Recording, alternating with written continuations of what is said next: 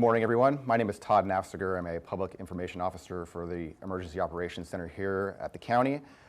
Today we're going to discuss some of the guidelines and protocols for the personal care services and facilities that will be opening up here come Monday. But prior to that, we have removed our face coverings so our ASL translators will be able to understand us as well as everyone else here in the county. But please, we are strongly encouraging everyone to follow the guidelines when leaving their homes, to conduct essential activities and wear their face coverings as well. We want to also take a moment to provide an update from our data dashboard. As of yesterday, our cumulative cases were 5,678 with one new death. Our thoughts are with the families who have lost loved ones due to coronavirus. So a lot is opening up on Monday, July 13th. This is something everybody's been waiting for. Betty, you were here last time. You delivered a tough message. This time around, you are here to actually deliver something people have been waiting for. But prior to that, I think we all want to know is, what team are you using for your hair and makeup? I realized there were a number of comments about my hair and being in the styling last time, so very, very flattered. I grew up in the industry. I worked in hair and makeup for 6 years prior to going to college, so it's good to know I still have some of my skills. Thank you. I do not have any of those skills, as I have not cut my hair in a very long time. So Betty, as you said, you've been in the industry for a long time, but you've also been working very closely with this industry to help get them prepared. Can you kind of elaborate on that process and the information you had to provide those facilities? Yeah, absolutely. And I just want to take this time to give a shout out to a number of salons and that have really been helpful. So we're really proud of our guidelines and our directives that we are issuing to for the personal care industry. It was really developed with the feedback that we were receiving from those in the industry. So I want to give out just a quick shout out to some folks who really spent a lot of time, an inordinate amount of time, when they explained to me in every single detail what would work and what wouldn't work. So Special FX Salon, our friend Denise out there in South County, Foxtrot Salon, Ever Rose Salon in Japantown. We also want to give a shout out to Nirvana Salon and also to Blossom Nail Spa and the National Nail Association of America and the California Healthy Nail Salon Collaborative and the Santa Clara County Nail Salon Owners Group. I think we spent a lot of evenings, a lot of afternoons doing forums, phone calls. You've all emailed me. I've responded to every single email that I know of. So if there are any emails I may have missed, just ping me again. I'll get back to you. We have a whole team working with you. And I really hope that we get to continue these conversations because this is an ever-evolving process. And I just want to also acknowledge the hardships. A lot of our time spent on the phone was also talking about how hard the shelter-in-place order has hit our economy, has hit our business, how it has affected our own individual livelihoods and also the customers. And I think every single nail salon and every single hair salon and stylist I've spoken to, the first thing they told me was, we miss our customers. We miss our customers. We miss interacting with them. This is not just hair service or nail care. It's really a relationship, and it's part of kind of daily life for a lot of people. So I want to just say that it's something that I share often with our management, our leadership, with Dr. Cody. She incredibly empathizes with this industry, an industry that is heavily dominated by women business owners. I don't think any other industry has the same level of women business ownership. Not to say I'm disparaging on the guys either, okay? But this is a very special industry that has treated me very well and taken care of me and my family. And I have family who are in the business. They have their salons, and they did not want to be mentioned, but we are certainly feeling the impact. And I just want to thank everybody for your patience and for just your very, very thoughtful feedback and your kindness to me. I know people thought I was taking some hits, but there was much more kindness than there were negativity. Absolutely. And, customers as well miss those industries. It's not just them. I miss my pedicures. So a lot has changed since March. What should we expect going into these salons now? What kind of changes should we be seeing? Before I start with that, I just want to say the actual words. Salons and personal care services, hair and nail services are allowed to resume starting July 13th, Monday morning. Whenever you want to start, you're ready to start as long as you've submitted your social distancing protocol at covid19prepared.org and that you've read the industry directives that we have on the website right now, www.secgov.org/coronavirus. Implement the requirements of the directives and you are good to go. So for the customers out there, because I know I've had a lot of conversation with salons, they know exactly what they're doing and they know exactly what they need to do. It is an industry that's highly controlled, it's an industry that's highly regulated, and an industry that puts health, safety, and cleanliness first. So for the customers, I really want to let the public know that when you visit your favorite nail salon, it's going to look a little different, or your favorite hair salon. There will no longer be a reception area. If there is a reception area, it can only have one person, one customer at a time. So you're going to have to wait in your car until it's your time for your appointment. You're going to have to make your appointment in advance. Salons are not accepting walk-ins. It'll be by appointment only. So give them a call, go onto their website and make those appointments. And when you get there, you have to have your face covering. Make sure you have your face covering, and salon workers will also be wearing their face coverings, goggles, glasses, or face shields. They have to have that nose and mouth covering and eye protection. So you'll see your favorite stylists, but you kind of see them differently this time. They'll have to wear smocks, either disposable or reusable, so they'll be covered up and gloved up during the whole process of your service. A couple other things is that you're going to see a lot less people in the salon. We do have density limitations that's down to the square footage. In a nutshell, it's one worker for every 250 square feet of the salon and one customer for every 150 square feet of the salon. So those are some of the things that you'll be seeing. You'll be seeing, you won't see any of the pillows or stuffed animals. My favorite nail salon has these Hello Kitty stuffed animals that my daughter would just run towards into her little butterfly chair for her pedicure. But those are being removed now. And there won't be any more like water stations or refreshment beverage stations. But yes, you can have your cell phone, customers. You can have your cell phone during the pedicure, during the service, or during your hair service. That's okay. But we do ask that customers bring minimal items with them. It's a guideline. It's just the less you bring, the safer it'll be, because there's just less items that will possibly carry transmission. So carry minimal items. We do recommend that salons provide plastic bags. If you have to carry some stuff with you, I totally get it. Like if it's the winter time, you're going to have your coat. You're going to have, maybe you're coming off of work for your appointment, you're going to have your personal work belongings that may not be safe to leave in the car. Try to limit it as much as possible, but we've also asked salons to provide plastic bags to just bag your stuff up and leave it there and in a safe space to protect the health of the workers and the salon owners, and then just take it with you when you leave. So those are just some of the overviews. And we know because of our numbers and because of where we are compared to other county jurisdictions, we know that our residents do the right thing. They care for one another, they care for their health and also the well-being of the county and the community. So we know that customers are eager to get back to their salons, and we trust that they will follow all the guidelines expected of customers.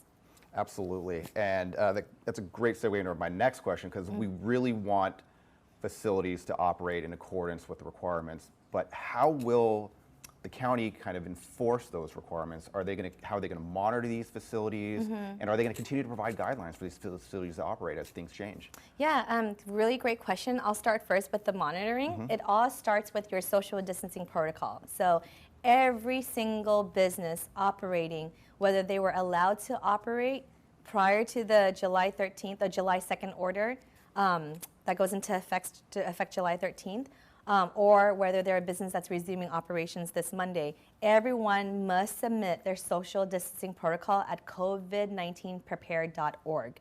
So I repeat, even if you've already filled out a previous social distancing protocol, there's a new process now that requires you to submit at covid19prepared.org.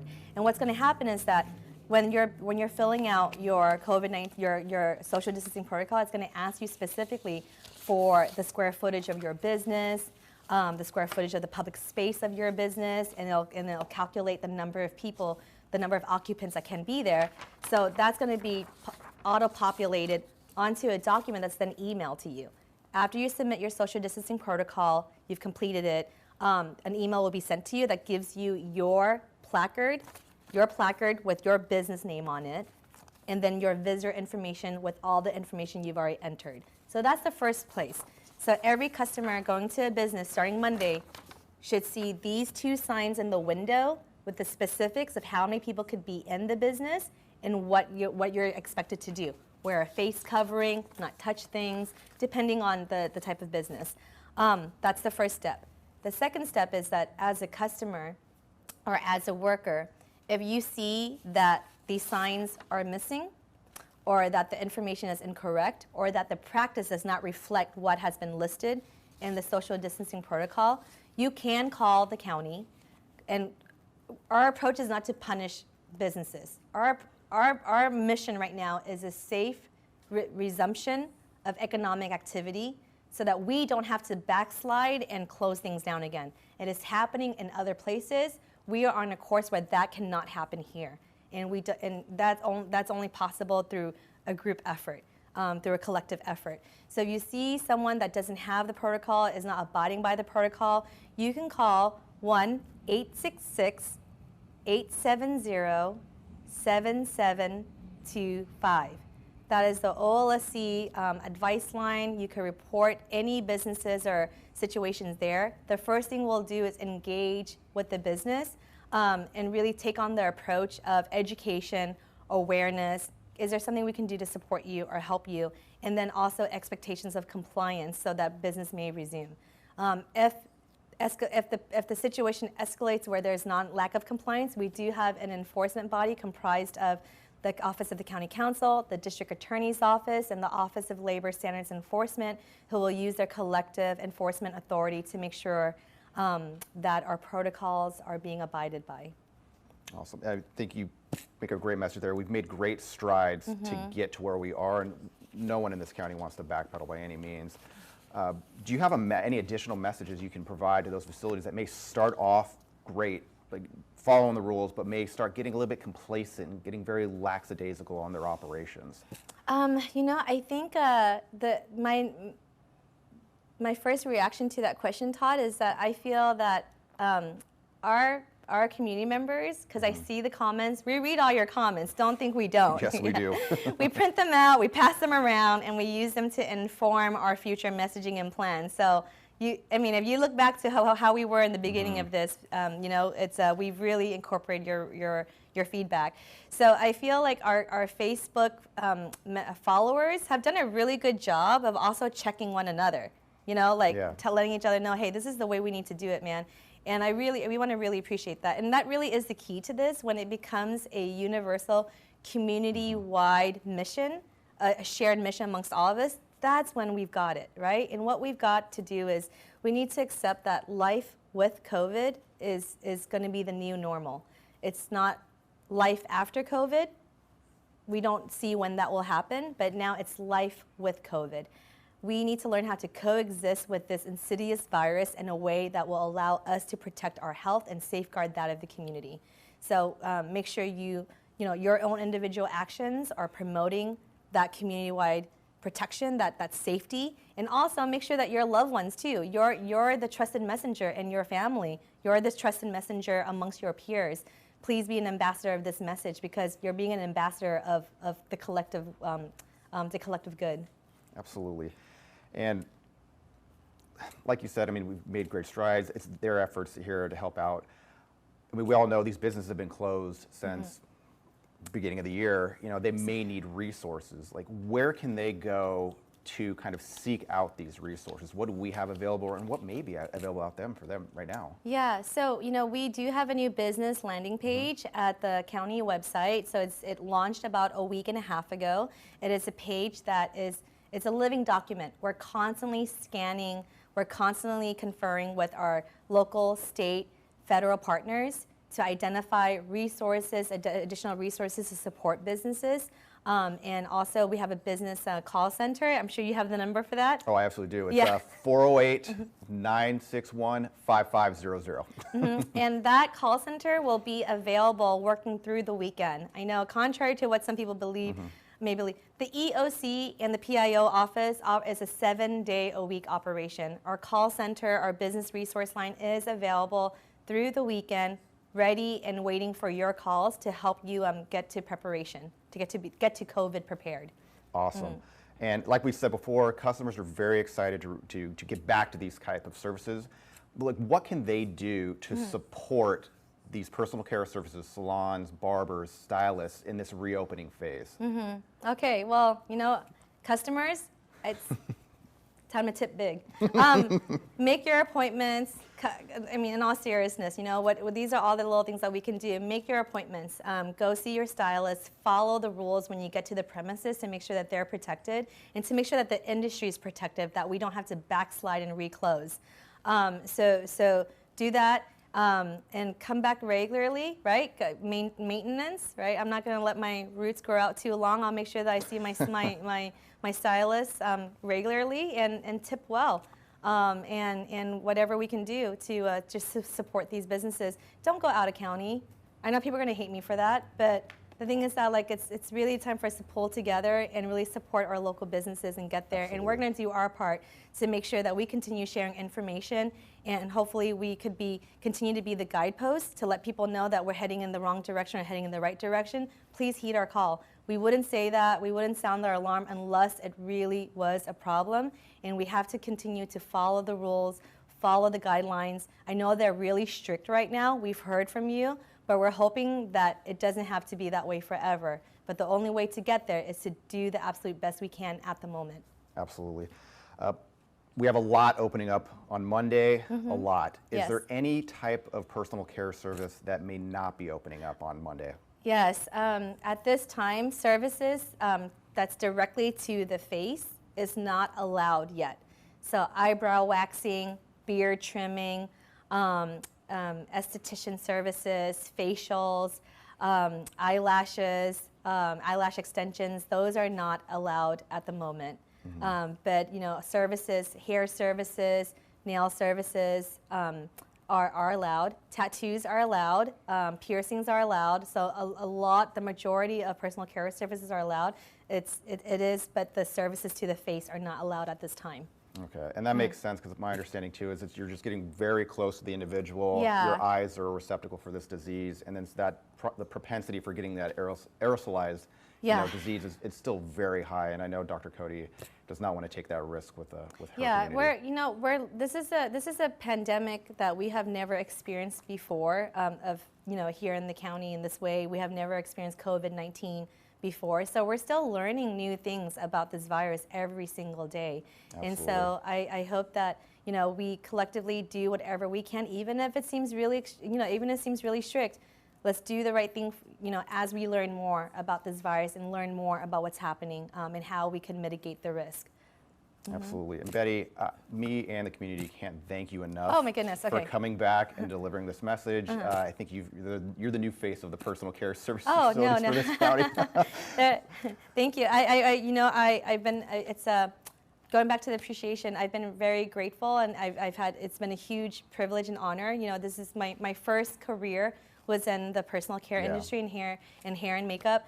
And to be able to come full circle now after like multiple iterations of just everything, to work with the salons that I grew up with, to work with individuals I've known my whole life, and to meet so many new salons, giving such thoughtful feedback on how we need to approach this.